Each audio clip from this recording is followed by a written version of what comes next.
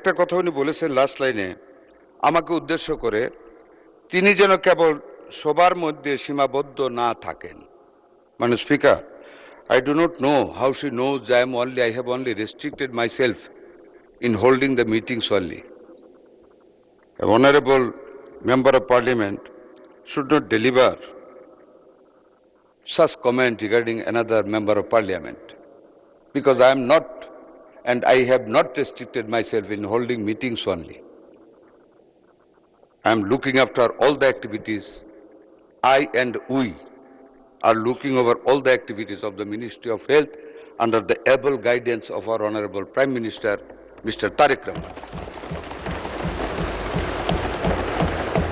Number two, মাননীয় speaker, উনি পোর্টারদের কথা উল্লেখ করেছেন এবং স্বাস্থ্যকর্মীদের অভাবের কথা বলেছেন।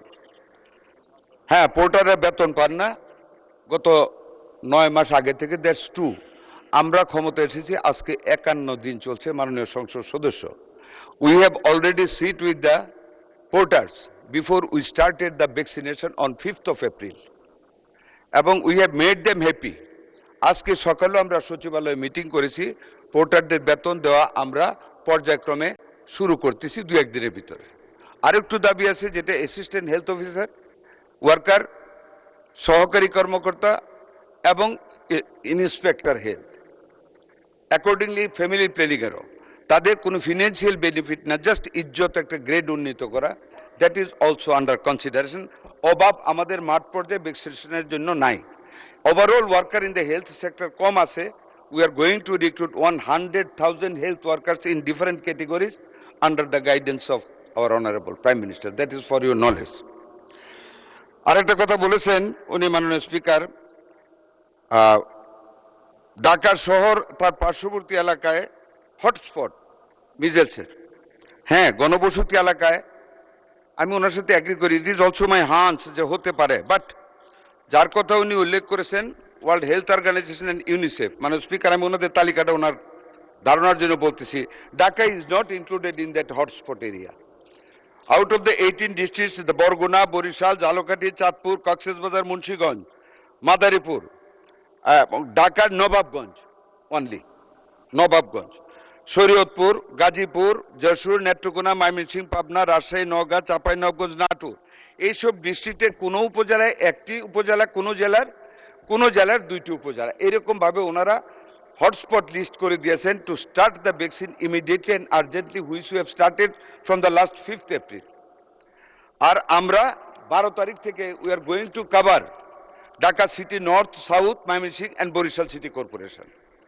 আমরা ডিক্লেয়ার করেছিলাম from 3rd May all over the country শুরু করার জন্য।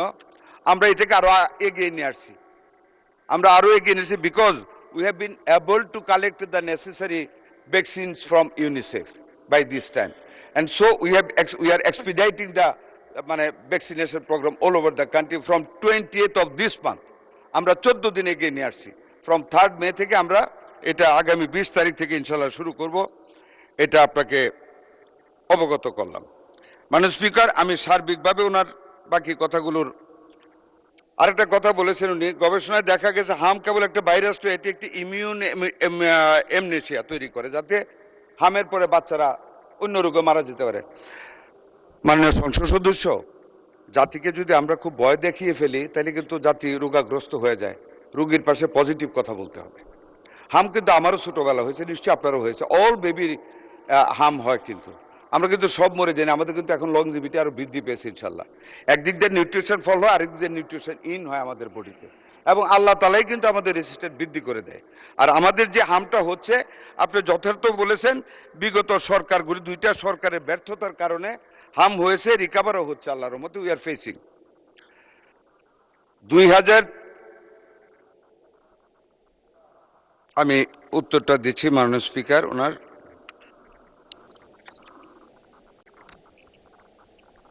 2030 সালের এসডিজি লক্ষ্যমাত্রা অর্জনে আমাদের অগ্রগতি, কোভিড পরবর্তী সময়ে নিয়মিত টিকাদানে মারাত্মক পতন এবং হামজনিত ইমিউন অ্যামনেশিয়া এর শরীরবৃত্তীয় ঝুঁকি, এসব উদ্বেগ একেবারেই যথার্থ। তবে মাননীয় প্রধানমন্ত্রী জনাব তারেক রহমানের নেতৃত্বাধীন বর্তমান সরকার স্বাস্থ্য খাতকে অগ্রাধিকার দিয়ে বিষয়টিকে সর্বোচ্চ গুরুত্ব প্রদান করেছে। মাননীয় স্পিকার, গত 5 এপ্রিল থেকে আমরা জরুরি ভিত্তিতে হামের টিকাদান কর্মসূচি শুরু করেছি। পূর্ববর্তী সরকার সময়ের ব্যর্থতার কারণে ভ্যাকসিন সরবরাহ ব্যবস্থায় ব্যাঘাত এবং অন্তর্বর্তী সরকারের সময় ক্রয় প্রক্রিয়ায় বিলম্ব এবং ব্যর্থতার কারণে সম্প্রতি ভ্যাকসিনের ঘাটতি তৈরি হয়েছিল, এটা সত্য। ভবিষ্যতে এমন পরিস্থিতি এড়াতে এবং পূর্ণ স্বচ্ছতা নিশ্চিত করতে বর্তমান সরকার জরুরি আর্থিক ব্যবস্থা গ্রহণ করেছে। কোভিডকালীন এডিবি এশিয়ান ডেভেলপমেন্ট ব্যাংক মহামারী তহবিলের অব্যবহৃত 604 কোটি টাকা আমরা হাম, রুবেলা সহ জরুরি ভ্যাকসিন ক্রয়ের জন্য এরই মধ্যে পুনর্বিন্যাস করেছি। উন্নয়ন অংশীদারদের সাথে বিশেষ করে ইউনিসেফের ক্রয় ব্যবস্থার মাধ্যমে সমন্বয় জোরদার করে দ্রুত ভ্যাকসিন সরবরাহ পুনরুদ্ধার করা হচ্ছে, যেই কারণে আমরা ভ্যাকসিন আগামী সারা দেশব্যাপী 15 দিন এগিয়ে এনেছি। মাননীয় স্পিকার, আমি এই সংসদকে আশ্বস্ত করছি যে ভ্যাকসিনের মজুত এখন স্থিতিশীল অবস্থায় রয়েছে এবং ইপিআই বিশ্ব স্বাস্থ্য সংস্থার মানদণ্ড অনুযায়ী কোল্ড চেইন ব্যবস্থাপনা বজায় রেখে ভ্যাকসিন সংরক্ষণ ও পরিবহন নিশ্চিত করে আসছেন। মাননীয় স্পিকার, একটু অ্যাড করি, আমরা সিঙ্গেল ডোজ বায়াল থেকে আমরা মাল্টি ডোজ বায়ালে এখন যাচ্ছি, যাতে করে সংরক্ষণ রেফ্রিজারেটরে আমাদের জন্য সহজ হয়। এখন 10 ডোজ পার বায়ালে আমরা যাচ্ছি, not in single dose per bowel নিশ্চিত করেছে। ভবিষ্যতে এই ব্যবস্থাপনা জোরদারে সরকার কাজ করে যাচ্ছে। এছাড়াও ইউনিসেফের মাধ্যমে 419 কোটি টাকার ভ্যাকসিন ক্রয় প্রক্রিয়া চূড়ান্ত পর্যায়ে রয়েছে। আমরা 200 কোটি টাকার অলরেডি নিয়েছি, আরও বাকি টাকার ডেলিভারি আমরা আবুধাবি থেকে, যেটা 209টা দেশে তারা ওখান থেকে দেয়, আমরা যাতে সবার আগে পাই এই জন্য আজকে আমরা একটা প্রতিনিধি গ্রুপ পাঠিয়েছি এবং আমরা আশা করি আমরা আগে পাবো। মাননীয় স্পিকার, মাঠ পর্যায়ে মূলত উচ্চ সংক্রমণ এলাকায় টিকাদানের জন্য সর্বশেষ বিতরণ করা হয়েছে 34 লক্ষ। মাননীয় সংসদ সদস্য জানতে চেয়েছিলেন, বিতরণ করা হয়েছে 34,83,000 ডোজ, এক বায়ালে 10 ডোজ। হাম রুবেলা ক্যাম্পেইনের জন্য গ্যাভি এর মাধ্যমে সরকার সর্বমোট প্রায় 2,19 লক্ষ ডোজ টিকা আমরা পেয়েছি। হাম সংক্রমণ নিয়ন্ত্রণের জন্য যথেষ্ট পরিমাণ টিকা আরও আমাদের আছে এবং চেইন রক্ষা করা হচ্ছে।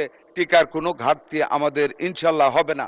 যেই ঘাটতিটা মোকাবেলা করেছি তার সম্পূর্ণগত বিগত কেয়ারটেকার সরকারের এই ব্যাপারে কোনো গুরুত্ব না দেওয়া এবং ফ্যাসিস্ট সরকারের সম্পূর্ণ ব্যর্থতার কারণে, লুটপাটের কারণে টিকা ব্যবস্থার কার্যক্রমের চেইন রক্ষিত হয়নি এবং সরবরাহ নেয়নি, যেটা আমরা আল্লাহর রহমতে আল্লাহর উপর ভরসা করে বলি আমরা আমাদের মাননীয় প্রধানমন্ত্রীর গতিশীল এবং বিচক্ষণ নেতৃত্বে আমরা এরই মধ্যে বাংলাদেশের 18 থেকে 20 কোটি মানুষের শিশুদের জন্য টিকা সংরক্ষণ এবং সরবরাহ নিশ্চিত করতে সক্ষম হয়েছি।